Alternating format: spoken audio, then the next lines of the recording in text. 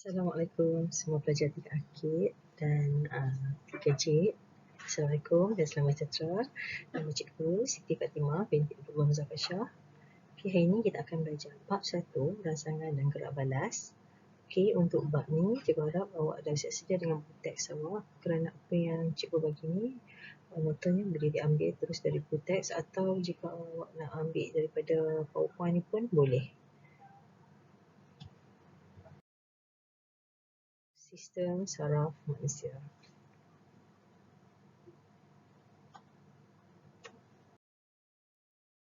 Sistem saraf manusia merupakan sistem kawalan yang penting dalam koordinasi badan.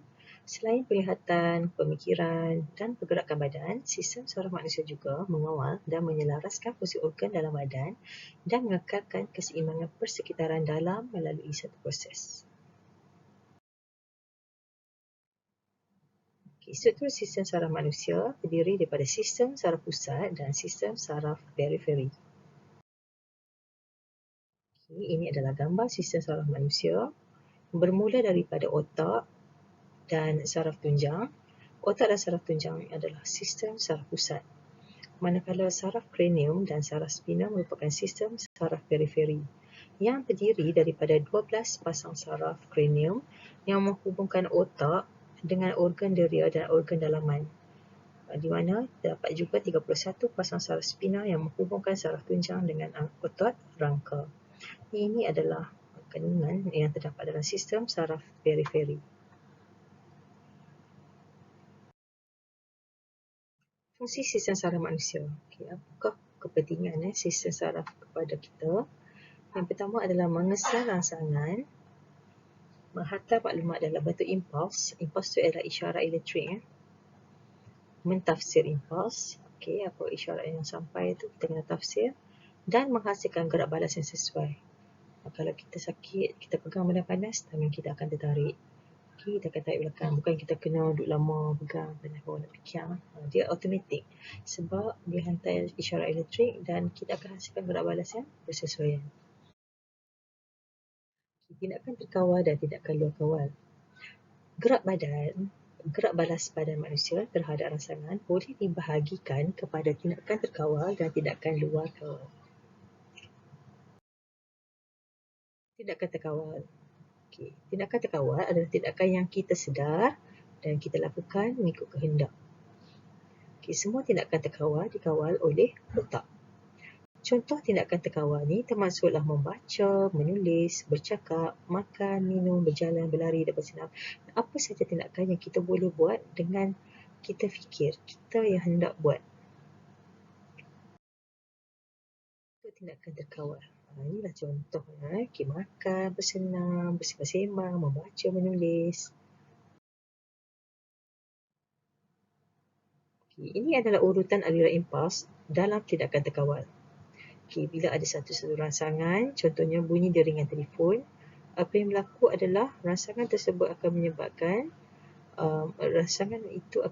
isyarat dihantar di dalam telinga manusia, di mana ada efektor ataupun reseptor yang akan menghantar impuls melalui impuls ke saraf. Impuls saraf pula akan menghantar kembali isyarat itu kepada otak atau kelenjar supaya kita bergerak balas dan menyentuh skrin telefon. Jadi anak panah itu menunjukkan anak panah yang pink ni adalah aliran impuls, aliran isyarat elektrik tadi tu ke otak dan patah balik. Ini rangsangan ke efektor dia, iaitu telinga kita. Telinga akan hantar isyarat ke otak, otak akan hantar balik isyarat ke otot tangan kita, dan tangan kita nanti akan menyentuh skrin. Ini adalah urutan aliran impuls. Tindakan luar kawal pula ialah tindakan yang berlaku secara serta-merta tanpa disedari atau difikirkan terlebih dahulu. Maksudnya kita tak ambil masa untuk kita fikir, terus jadi. Macam orang melatah tu, kita cucuk pinggang dia, terus melatah. Itu adalah tindakan luar kawal. Tindakan luar kawal ni terbahagi kepada dua kumpulan. Yang pertama adalah melibatkan medulat oblongata Tindakan luar kawan ni melibatkan medula oblongata yang terdapat dalam otak kita yang berkaitan dengan denyutan jantung, pernafasan, peristalsis, rembesan air liur.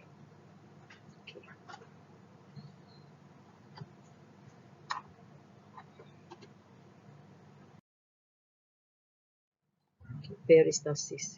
Tindakan luar kawan yang melibatkan medula oblongata dan peristalsis ialah pergerakan makanan daripada mulut kita sehinggalah ke usus besar, ke dalam rektum. Okay, yang kedua adalah menyebabkan saraf tunjang iaitu tindakan refleks. Apabila berserta dengan berkaitan dengan luar badan kita lah, iaitu menarik tangan apabila tersentuh benda panas, menarik kaki apabila terpijak benda tajam, bersin apabila habuk masuk ke dalam hidung. Itu adalah semua tindakan luar kawan yang menyebabkan saraf tunjang. Sebab itulah kalau kita tengok orang gila, dia jalan atas jalan yang panas pun dia tak payah pakai kasut. Kalau kita dah terlompat dah panas. Sebab sistem saraf tunjang dia dah rosak. Sebagai contoh, awak pegang cerak yang panas, automatik tangan kita akan tertarik. Sebab bila kulit kita dapat merasai panas tu, isyarat akan dihantar ke otak dengan cepat dan patah balik ke otot tangan untuk menariknya dengan cepat.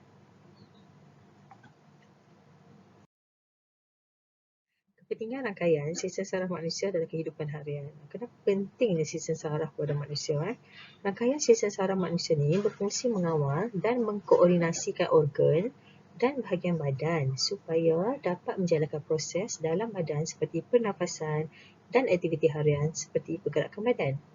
Sistem saraf yang terjejas lazimnya menjadikan seseorang itu lumpuh sementara ataupun lumpuh separuh ataupun lumpuh keseluruhan, atau nama lain kita kata stroke. Kita akan masuk bahagian yang kedua, iaitu rangsangan dan gerak balas dalam manusia. Rangsangan dan gerak balas dalam manusia. Perubahan persekitaran ini dikenali sebagai rangsangan. Okay, apa yang duduk kat keliling kita ni termasuklah cahaya, bunyi, bahan kimia, semua tu adalah rangsangan. Tengah-tengah duduk tidur, mak main buka lampu. Itu adalah rangsangan untuk kita lah. Kita nak kena bangun. Okay. Tengah-tengah tidur, bunyi orang buka radio kuat. Okay. Semua tu adalah rangsangan. Okay. Manusia menggunakan organ doria untuk mengisar rangsangan. Okay, rangsangan bahan kimia pula contohnya macam tengah-tengah duduk tidur, tak tahu mak masak, mak tumis, bau sedap. Itu adalah rangsangan bahan kimia. So, manusia menggunakan organ doria untuk mengisar rangsangan. Kita ada 5 organ doria: mata, telinga, hidung, kulit, okay, apa lidah. Okay, yang pertama mata. Okay, ini adalah fungsi bagi setiap bahagian dalam mata. Yang pertama adalah ligamen penggantung. Dia ada gentian kuat yang memegang kanta mata pada kedudukannya. Yang kedua adalah otot silia, kanta mata, sklera, korek, retina, bintik kuning, saraf optik, bintik buta, gelam maca, konjungtiva, gelam air, pupil, iris dan kornea. Cikgu harap awak boleh fotostat ataupun awak salin dalam buku nota bahagian ni. Kornea adalah lapisan sinar yang membiaskan dan memfokuskan cahaya. Konjungtiva adalah membran lub sinar yang melindungi bahagian hadapan sklera. Gelam air pula adalah penalin lub sinar yang mengekatkan bentuk bola mata dan memfokuskan cahaya ke dalam mata. Kenapa mata kita bentuk dia bulat elok? Sebab ada bendalir. Bendalir tu yang akan memastikan bentuk bola mata kita tu sentiasa bulat. Kalau tak bulat, cahaya tak dapat difokuskan dengan baik ke dalam mata kita. Pupil adalah bukaan di tengah iris yang mengawal kuantiti cahaya yang masuk ke dalam mata. Kalau kita duduk kat tempat panas, pupil kita akan jadi kecil sebab cahaya yang berlebihan masuk akan menyebabkan pupil kita kurangkan bukaan dia supaya cahaya yang masuk tu sikit. Okay, bila kita duduk kat tempat gelap, pupil akan menjadi besar kerana kita perlukan cahaya yang banyak untuk bagi supaya kita boleh nampak. Okay, iris adalah bahagian berwarna mata yang mengawal saiz pupil. Ini yang merupakan warna, kalau contact lens yang orang budak-budak dia beli, dia pakai warna kelabu merah, biru, hijau tu, itu adalah warna iris. Otot silia adalah otot yang mengubah ketebalan kanta mata melalui pengecutan dan pengenduran. Ligamen bergantung pula ialah gentian kuat yang memegang kanta mata pada kedudukannya. Kanta mata merupakan kanta cembuluk sinar dan kenyal yang memfokuskan cahaya ke retina. Belemaca adalah bahan jeli luk sinar yang mengekalkan bentuk bola mata dan memfokuskan cahaya ke retina. Sklera adalah lapisan teguh yang mengekalkan bentuk dan melindungi mata. Koroid adalah lapisan hitam yang mencegah pantulan cahaya dalam mata dan membekalkan oksigen dan nutrien kepada mata. Retina adalah lapisan yang mengandungi fotoreseptor. Fotoreseptor itu pengesan cahaya. Dia boleh mengesan cahaya dan menghasilkan impas saraf.